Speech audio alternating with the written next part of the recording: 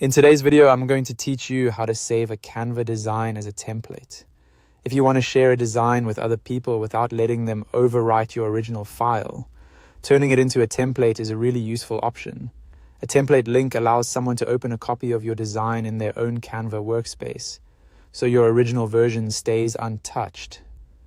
This is especially helpful for reusable graphics, branded content, presentations, social media posts, or any design you want others to customize safely. To get started, open your design in Canva. Make sure you're inside the specific project you want to turn into a template, because the link you create will be tied to that design. Once your design is open, move to the top right corner of the Canva window and click Share. This opens the sharing menu, where Canva gives you different ways to send, publish, or collaborate on your design. In that drop-down, look for the option that says See All and click it. This will expand the full list of sharing options.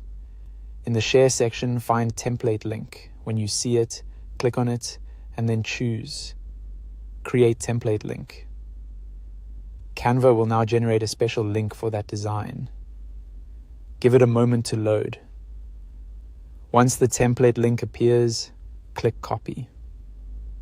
After that, the link is ready to share wherever you need it, whether that's in a message, a document, a team workspace, or anywhere else people need access to the template.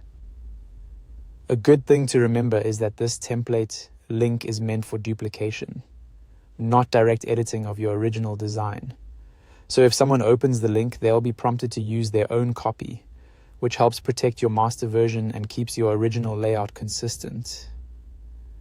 If at some point you decide you no longer want that design to be available as a template, you can reverse it easily.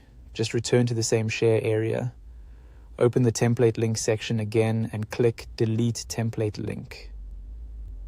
That will disable the template link so it can no longer be used. And that's it. That's how to save a Canva design as a template. It's a simple feature, but it can save a lot of time and make sharing designs much more organized, especially when you want others to customize something without changing your original file